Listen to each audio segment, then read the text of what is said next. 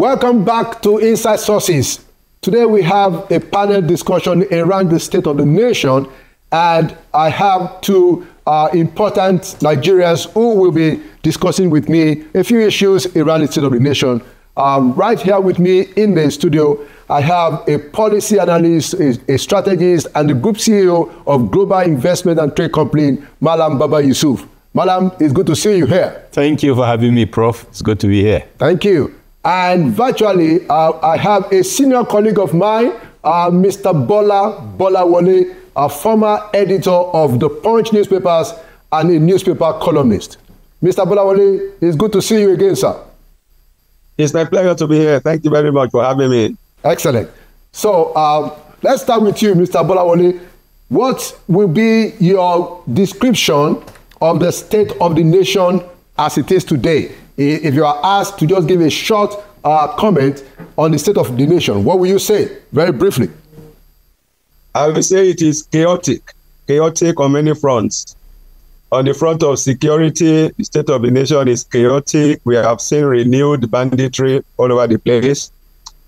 On the economic front, the state of the nation is chaotic. We have seen the volatility in the forex market, and we have seen the skyrocketing prices of commodities and services. So I would say that on the political scene, we have seen that the leadership of the country appears to be out of sync with what is happening. It's like the state of the nation is in a state of chaos, and something has to be done to bring order into this system. Okay, thank you for the opening statement. Let's go right to Madam Baba. You are also a newspaper columnist with The Nation. That's what would be your opening? How do you describe the state of the nation as things are today? Well, the socio-economic situation of the country is getting worse by the day due to of course, one of the reasons is the global economic headwinds, but then there are what I call the self-inflicted injuries, which is a takeout of the former administration, and of course, some of the knee-jerk decisions by the current administration, right from May last year to date, which is now snowballing into an issue that is becoming out of control. Fundamentally, Prof, is the issue of insecurity. Taking out our farmers out of the farm for over almost 2 to 3 years, and getting worse also. You also have, because of that, food insecurity. The president last year had to declare the state of emergency on food insecurity, which we are still waiting to see, the outcomes of decisions being taken. The social unrest is an outcome of a result of the impact of the socio-economic malaise, Prof. What remains to be seen is in the next couple of months, precisely 2 months before the rains come in, how government is able to rein in these socio-economic forces. Otherwise, we are going to have worse crisis by Q4 this year. All right. So we've had an opening comment by our analyst, and I also wanted to say that clearly it's a very difficult time for the country. But I want us to make this conversation somehow of something of a looking forward. So I'm going to ask, and I'm going to start with you, Mr. Bolawole. So what are the things that has to be done? I mean, to use your words, say that, a lot of things are chaotic. What are the things that needs to be done in the near term, to kind of ease the situation? And then I'll come back to Malam. Mr. Bolawole.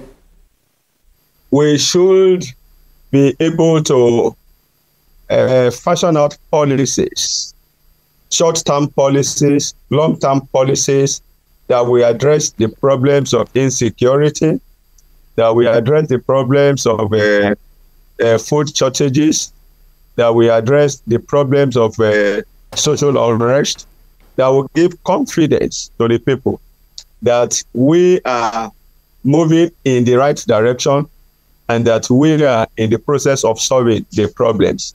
We also have to have a government that talks more with the people, that explains its problems to the people, that tells the people what the situation of things are, not hiding under any guise, and not being diplomatic with the facts on the ground, but speaking the truth and allowing the people to actually understand what is happening, so that the people can have confidence in the government, so that the government can carry the people along.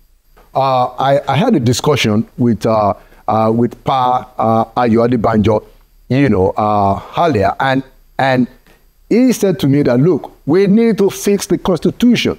That is all we need to do. So I want to ask you, and I'm going to start with Mr. Bolawole. Do you share the view that at the base of our crisis as a nation, one of the most critical elements is the fact that we don't have the right constitution by some means? Mr. Bolawole.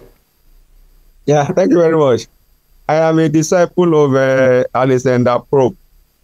Alexander Pope says, as to forms of government, let fools contest. What is best administered is best. Whether it is a parliamentary system, if it is best administered, you will get the best out of it. If it is presidential system, it is best administered, you get the best out of it. Even in autocracy, we have benevolent dictators. If it is best administered, we had the example of Singapore. If it is best administered, you will get the best out of it. Our problem is not just the Constitution alone. The Constitution could be a problem. Everybody had said that, okay, go back to parliamentary system. We were in parliamentary system, and that government was toppled by the military, and they were accused of all manner of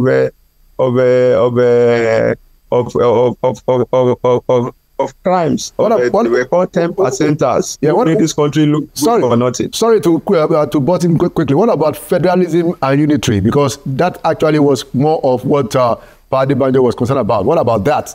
Are you going to make the same Alexander Pope analogy on that? Yes. Now we are saying that if we change this constitution, which is centrist constitution, which is a military imposed constitution, and then we have another constitution, it could be okay.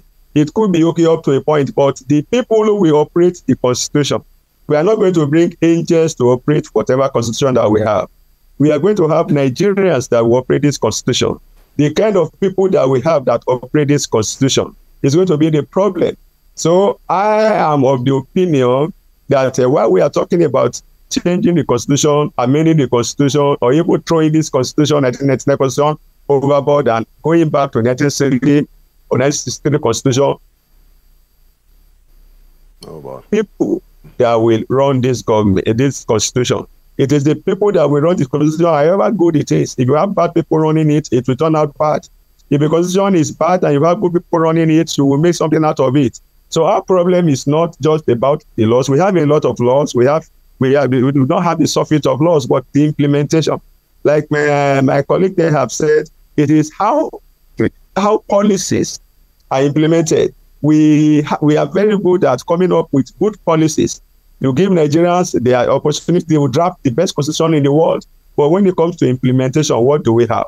It is implementation that is our problem. Policies are good, but when you have these policies, how do you implement? That's one area where I pity the present government. Yes, they have made volte-face on a number of occasions. They will say this today, and then tomorrow they will change it because of pressure from various angles. What is good for the Southwest may not be good for the Northwest. What is good for the North Central may not be good for the Southeast. So you discover really that those who are saying constitution, well, let us change the constitution. Let us give the constitution that they are asking for, and let us see whether that will solve all solution to all our problems. Thank you. I do not think it will. I don't think it will be. The constitution may be faulty. You may have to amend it. That's why constitutions are amended. Right. You can't amend it. But Nigerians must also look at the implementation of the people. Right. Nigerians themselves, their orientation, their mentality is very important. Thank you so much. Quickly as we begin to round up, Madam, what's your take quickly?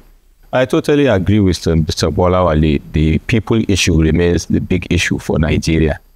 Of course, I totally agree that also the Constitution review is long overdue. I mean, amendment is long overdue. Apart from these knee-jerk snippets of, a sectional review, we need to overhaul the Constitution to be in line with our current realities as a nation. and what we expect the nation to be in the coming years. Within the Constitution, we now imbibe this, which Mr. Bolawale mentioned, the people issue, and ensure that we encrost it also in the Constitution. Like laws are always there. Even currently, the good parts of the Constitution, as it were, how well have they been implemented? But then we should take it beyond that. What are the consequences?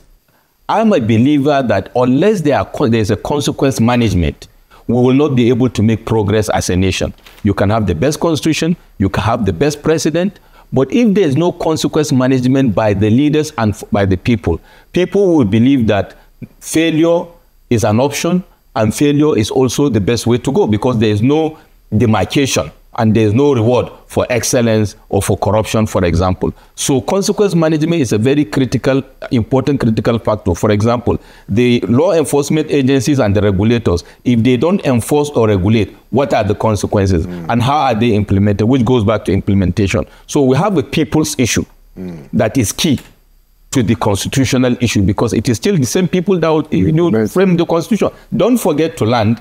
The people that will reframe or amend the Constitution is the current legislation. There are some of these laudable amendments that we would like to see, which will actually affect them negatively. And I don't believe that they would like to see that, to see the light of the day. I'll use this opportunity to call on elites like me and you to be fully engaged, in this process of amendment. Let us not think that it is the 10th Assembly at the national or subnational level that will review our Constitution. It is my responsibility. It is your responsibility. It is our responsibility as a people, so that we can own that Constitution and implement it. Thank you. Thank you. Thank you very much, Mr. Bolawale, former editor of The Punch and now newspaper columnist.